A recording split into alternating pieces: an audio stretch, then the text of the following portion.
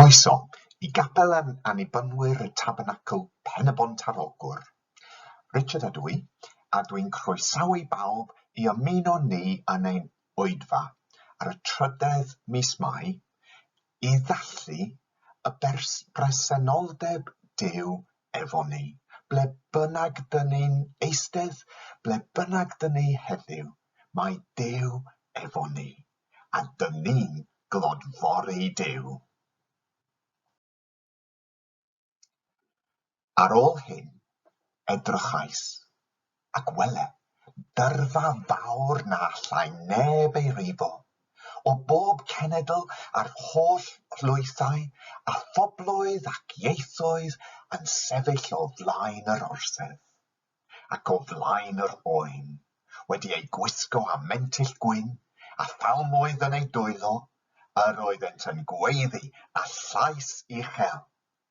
Un Duw ni, sy'n eistedd ar yr orsedd, ac i'r oen y perthyn y waredigaeth. Yr oedd yr holl angylion yn sefyll o amgylch yr orsedd, a'r henuriaid a'r 4 creadur byw, a syrthiallant ar eu chwynebau ger bron yr orsedd ac addoli Duw, gan ddwaed. Amen. Un Duw ni y bor mawl, a'r gogoniant, a'r doethineb, a'r diolch, a'r anrhydedd, a'r gallu, a'r nerth, byth bythoedd. Amen.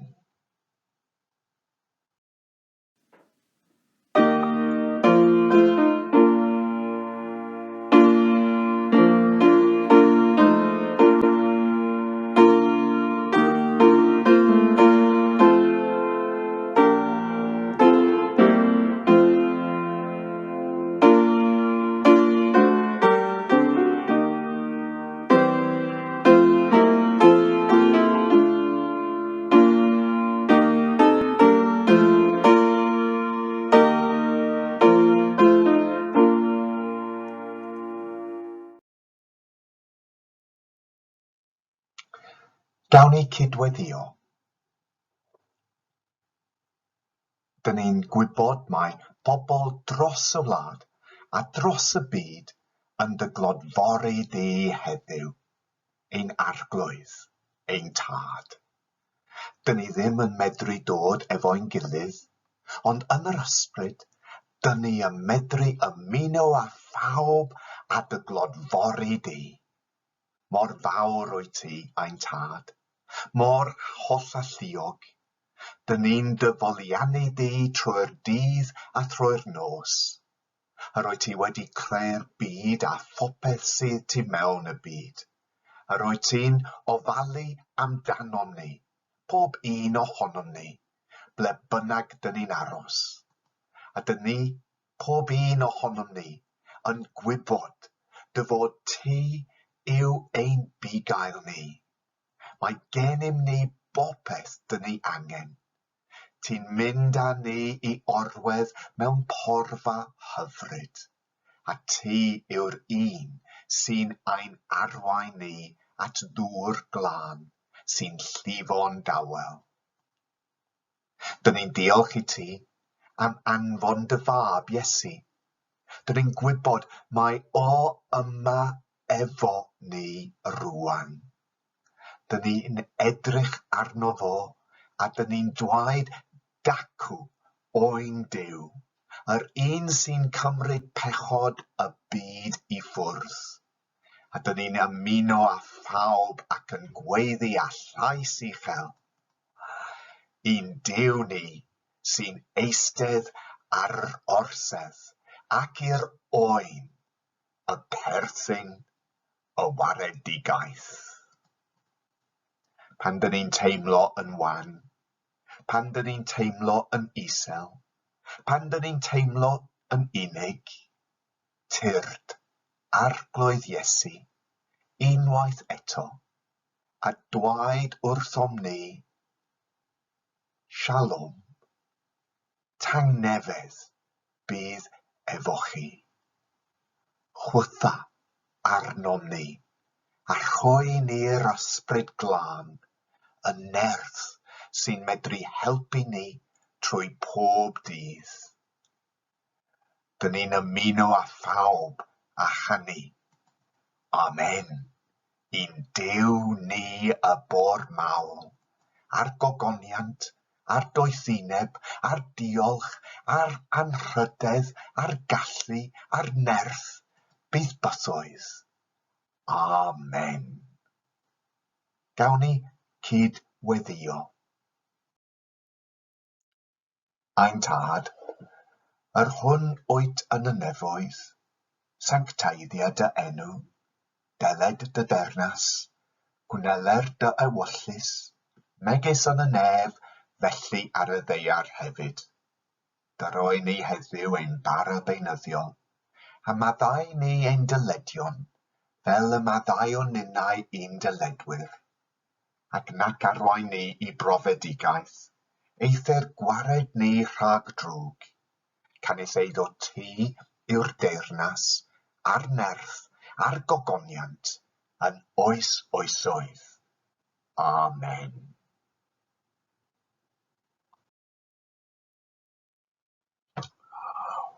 Wel, mae gen i wahoddiad unwaith eto i ddod i ein tŷ ni.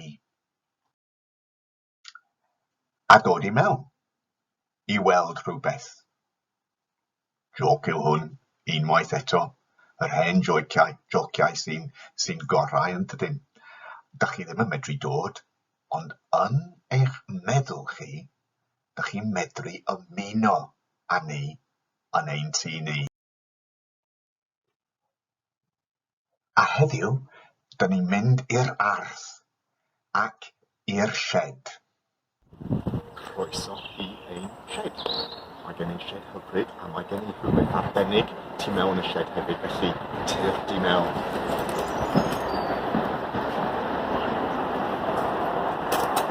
Dyma fy ŵydd, a dwi wedi cael yr ŵydd oddi wrth fy nhad. Roedd o'n gwehyddu ychydig, ac ar ôl iddo fo marw yn 1980, dechreuais i wehyddu hefyd, a dwi wedi bod wrthi pan oedd ni'n byw yn Swydd Efrog, a wedyn pan oedd ni'n byw yn y Mwythig. Ond, ar ôl symud i Cheltenham, doedd ni ddim yn medru rhoi'r peth i fyny. Felly doeddwn ni ddim yn siŵr a oedd yn gweithio o hyd. Ond ar ôl y lockdown penderfynais i drio unwaith eto, a dwi wedi bod wrthi. A mae'n diddorol i wehyddu, dwi'n meddwl, oherwydd mae rhaid i chi cynllunio'r peth yn gyntaf, a mae gen i nodiadau yma, ac da chi'n medru gweld, dwi'n wedi bod yn cynllunio'r patrwm dwi eisiau defnyddio, a dwi wedi gwneud 2 patrwm jyst i drio fel arbrawf i ddechrau. Ar ôl gorffen efo'r patrwm, wedyn dwi'n gwneud yr ystod, the warp, a dwi'n defnyddio'r ffram ar y wal, a wedyn ar ôl gorffen yr estodd, dwi'n mynd i wehyddu. A dwi wedi bod wrthi am ychydig rwan. A beth sy'n digwydd pan ydych chi'n gwehyddu ydy'r gwehyddiad yn diflannu. Oherwydd mae rhaid i chi rhoi ar y rollers o flaen y gwydd. Ac mae gen i 3 patrwm yma, a dwi wedi trio gwneud yr holl peth yn ofalus, ond mae patrwm wedi diflannu. Y peth cyntaf mae wedi diflannu o hyd, a dyna'r rhan o'r ail beth, a dyma'r trydydd peth dwi wedi gwneud. A dych chi ddim yn medru gweld beth dych chi wedi gwneud tan orffen. Wel, dwi wedi gorffen rwan, a dwi'n barod i dorri'r ystod. Felly, gobeithio bydd yn weithio. Wel, dwi ddim yn medru mynd yn ôl rwan, felly dyma ni. Dwi'n mynd i dorri yn ofalus gobeithio.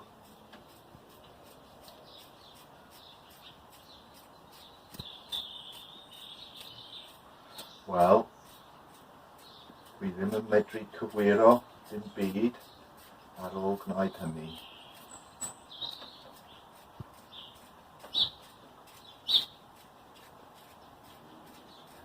Wel, bron wedi gorffen.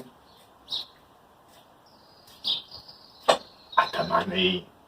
A rwan te, dwi'n medru gwneud y rollers. Felly, gawn ni weld. A dyna'r tro cyntaf, dwi wedi gweld beth dwi wedi cynllunio. Gawn ni weld. Rwan, dyma ni. Dyna'r peth cyntaf. Dyna'r ail peth. Dyna'r trydydd. A wedyn, dwi'n medru torri'r y gwaelod hefyd. A dwi wedi gorffen. Ew, yn edrych yn dda, yn dydi? Dwi'n falch. Diolch yn fawr.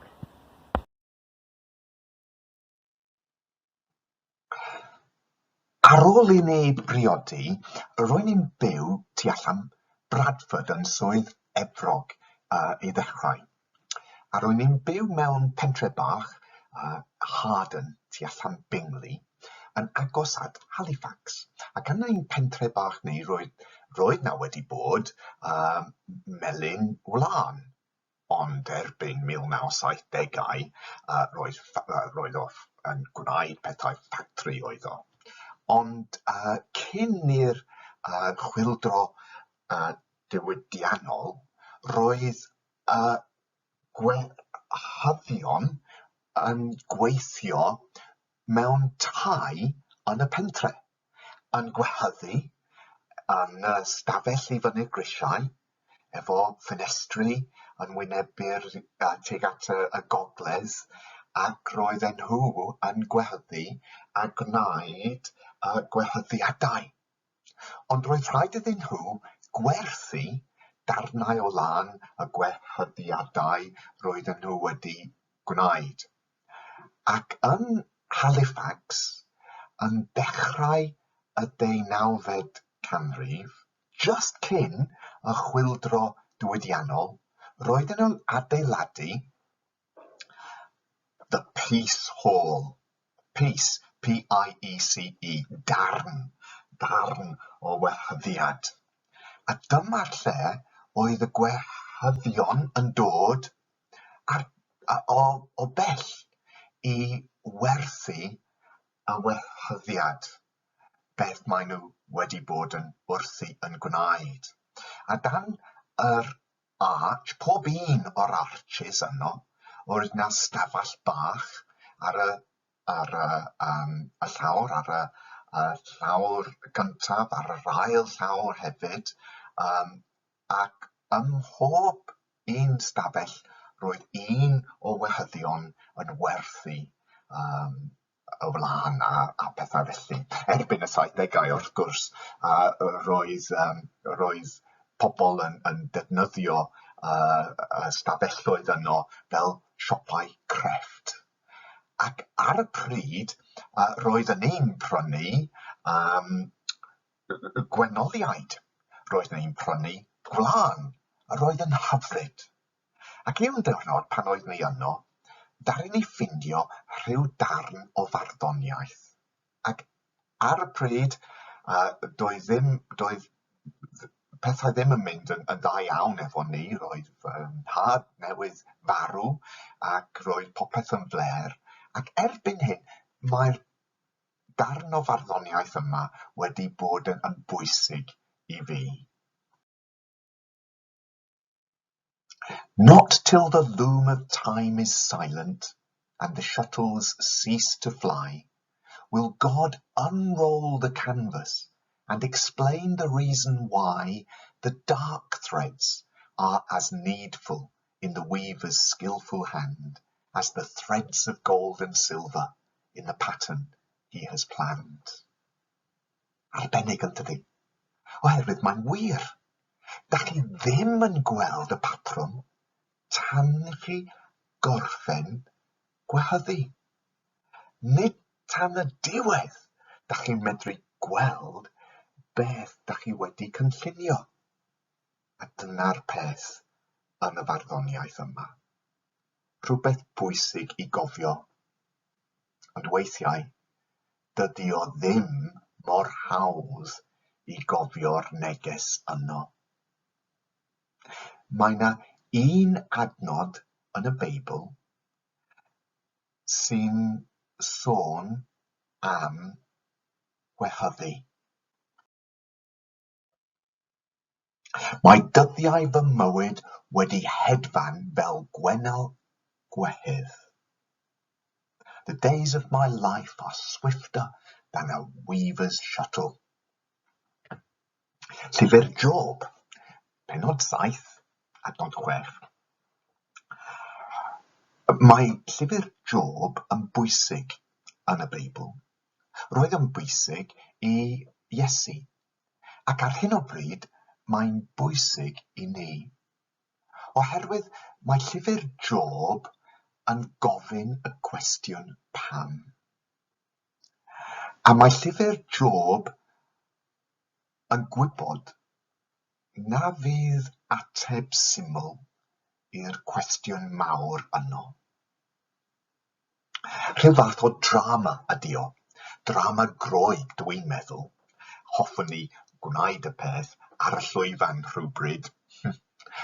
Ond mae Job yw dyn da.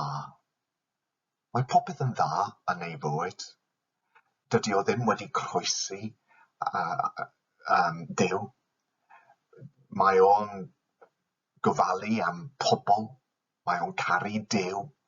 Dyn da ydy o. Ond mae popeth yn mynd yn fler. Yn gyntaf mae'n colli popeth. Wedyn mae'n colli ei teulu. Wedyn mae'n colli ei iach. Ac mae o'n sâl. Ac mae o ar ei ben ei hun. A dydy o ddim yn deall pam. Pam mae bywyd dyn ar y ddaear mor galed. Mis ar ôl mis o fyw di-bwrpas, a noswaithiau di-ddiwedd o dristwch. Pan dwi'n gorwedd i lawr, dwi'n meddwl, pryd dwi'n mynd i fedru codi. Mae'r nos yn llusgo'n araf, a dwi'n troi a throsi nes iddi wawrio. Mae dyddiau fy mywyd wedi hedfan fel gwennol gwehydd, ac yn dod i ben mewn anobaith. Weithiau mae bobl yn dychmygu bod pobl ffydd yn gobeithio trwy'r amser. Dydy o ddim yn wir. Mae gan pobl ffydd y fraint i golli'r gobaith weithiau, a byw mewn anobaith. Dyna beth mae llyfr Job yn atgoffa ni amdano fo. Oherwydd dyn da oedd Job, doedd o ddim wedi gwneud dim byd yn anghywir. Roedd o'n dda, ond roedd popeth yn mynd yn fler. A roedd o, hyd yn oed Job, yn gofyn pam mae bywyd dyn ar y ddaear mor galed. Pam mae'r bywyd yn dod i mewn anobaith. Wel, mae ffrindiau yn dod i helpu Job, ond dydyn nhw ddim yn helpu o gwbl. Mae ganddyn nhw llawer o resymau pam mae pethau'n mynd mor fler, ond dydyn nhw ddim yn helpu Job o gwbl. Job's comforters ydyn nhw. Heb rhoi dim byd i Job o gwbl. No comfort. from their words at all. Dyna'r anobaith sydd yn y llyfr yma. Ac yn y diwedd, does dim atebion o gwbl. Ond mae Job yn mynd allan i'r awyr agored, a mae o'n gweld y creadigaeth, a mae o'n clywed lais Duw. Ond dydy Duw ddim yn rhoi iddo fo atebion. Mae Duw yn gofyn mwy cwestiynau i Job.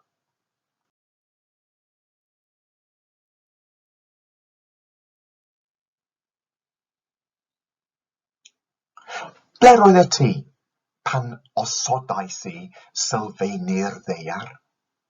Ateb fi os wyt ti'n gwybod y cwbl. Pwy penderfynodd beth fyddai ei maint? Ti'n siŵr o fod yn gwybod?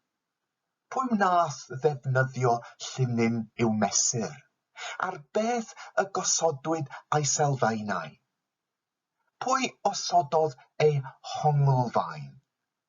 Ble roeddet ti pan oedd ser y bore yn canu gyda'i gilydd, a holl anylion Duw yn gweiddi'n llawen? Pwy gaiodd y drysau ar y môr, wrth iddo arllwys allan o'r groth? Fi roddodd gymylau yn wisg amdano, a'i lapio mewn niwl trwchus. Fi osododd derfyn iddo, a'i gadw tu ôl i ddrysau wedi bolltio. Dwedais, ceid i ddod hyd yma, ond dim pellach. Dyma lle mae ymchwil dy donau yn stopio. Mae cwestiynau yn mynd ymlaen. Pennod 38, 39, 40, 41. Ac yn y diwedd, does dim ateb o gwbl. Ond mae Job yn sylweddoli faint mor fawr yw'r Dduw. Faint mor fawr yw'r creadigaeth. A faint mor bach ydi o. A mae o'n sylweddoli ei fod o'n bosib i fyw heb atebion i'r cwestiynau, i'r pob cwestiwn. A dyna'r neges pwysig llyfr Job ata ni, eleni, rwan. Pan dyn ni'n edrych o gwmpas, pan dyn ni'n gweld beth sy'n digwydd yn y byd, does dim ateb hawdd ar gael. Ond dyn ni'n medru byw heb atebion i bob cwestiwn.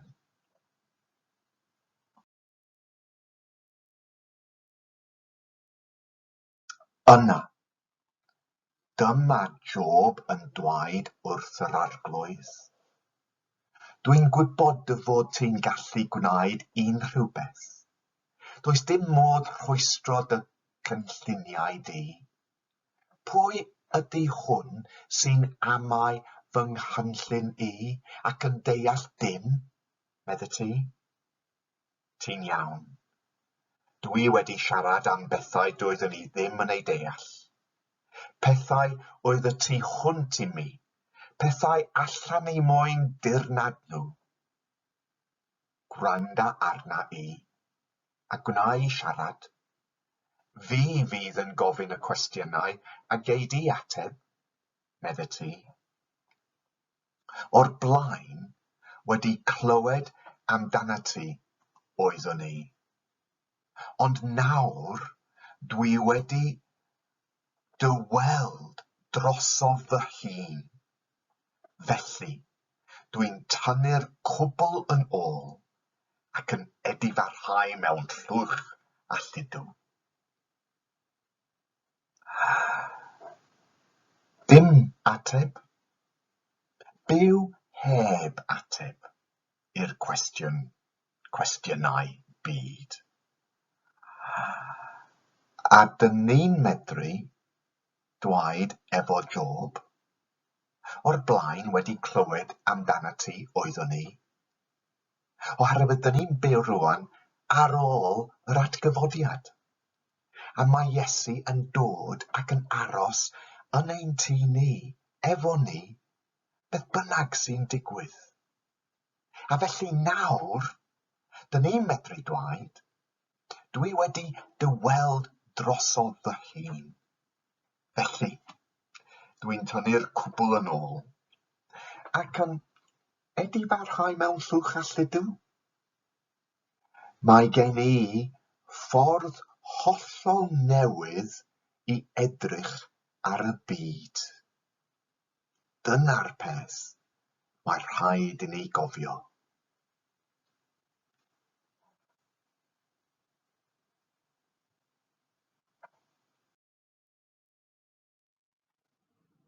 Rwan felly, mae Felicity yn mynd i ddarllen geiriau Iesu sy'n bwysig i ni oherwydd mae rhaid i ni byw ein bywydau ni heb ffindio ateb i bob cwestiwn. Ac ar ôl iddi hi ddarllen, dyn ni'n mynd i feddwl am y geiriau Iesu pan mae Lowri yn canu'r Delyn. A dyn ni'n mynd i mewn ein gweddïau ni. A bydd Dyfrig yn arwain ein gweddïau ni. A wedyn i orffen, dyn ni'n medru canu gyda'n gilydd unwaith eto.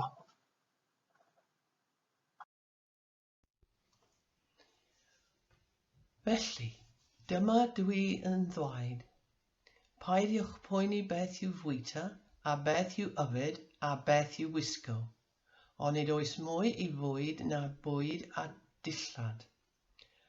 Allwch chi ddim hyd yn oed gwneud eich bywyd eiliad yn hirach drwy boeni. A pham poeni am dillad? Meddyliwch sut mae blodau gwyllt yn tyfu. Dydy blodau ddim yn gweithio nac yn nyddu. Ac eto, doedd hyd yn oed y brenin Solomon yn ei ddillad crand ddim yn edrych mor hardd ac un ohonyn nhw. Os ydy Duw yn gofalu fel yna am flodau gwyllt, sy'n tyfu heddiw ond yn cael ei losgi fel tanwydd bori, mae'n siŵr o ofalu amdanoch chi. Ble mae'ch ffydd chi? Paidiwch poeni felly a dweud, beth wnawn ni fwyta, neu beth wnawn ni yfed, neu beth wisgwn ni. Cymaint o bobl sy'n poeni am bethau felly. Mae Tad Nefoel yn gwybod am bopeth sydd ei angen arnoch chi. Y flaenoriaeth i chi ydy gadael I Dduw deyrnasu yn eich bywydau a gwneud beth sy'n iawn yn ei olwg. Wedyn byddwch yn cael y pethau eraill yma I gyd. Felly, paidiwch poeni am fori. Cawch groesi'r bont ohono pan ddaw. Mae'n well wynebu problemau yn dydd ar y tro.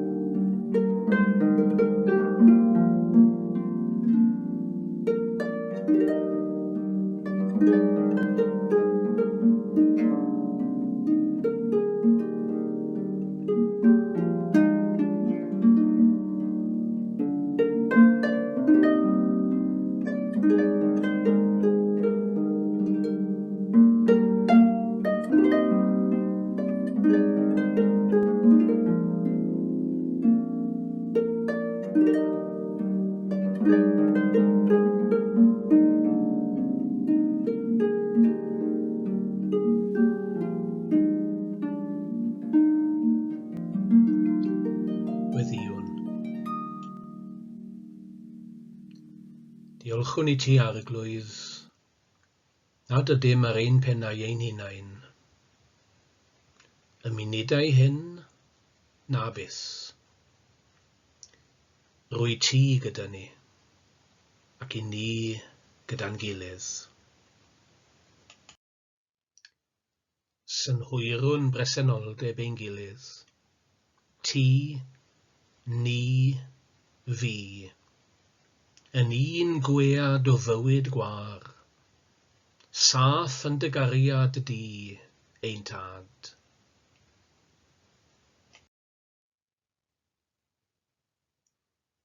Cyflwynwn i ti heddiw, bawb sy'n ceisio llunio trefn o anrhefn, a ffatrwm o benbleth. Diolchwn i ti am bawb sydd heddiw yn brwydro i ddatod y chwydwaith ddinistriol Covid-19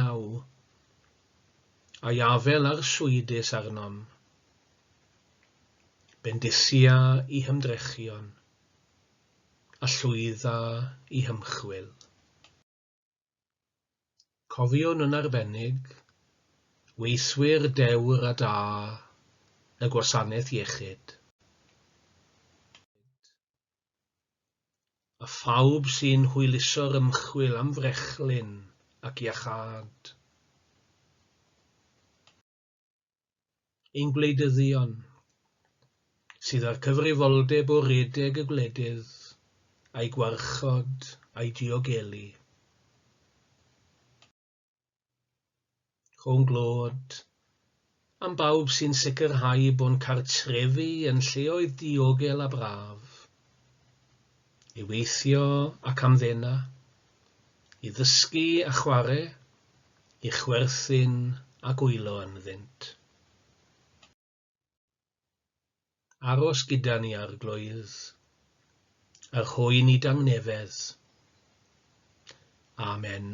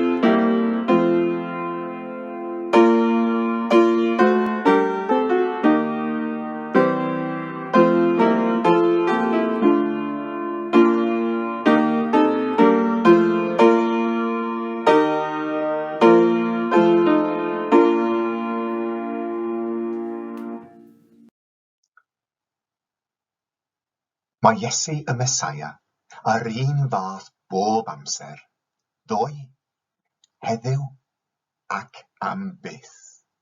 Felly, gallwn ni ddweud yn hyderus, yr Arglwydd ydy'r un sy'n ein helpu ni, fydd gennym ni ddim ofn, beth all bobl ei wneud i ni. Gras ein Harglwydd Iesu Grist, a chariad Duw, a chymdaithas yr ysbryd glân, fyddo gyda ni oll yn oes oesoedd. Amen.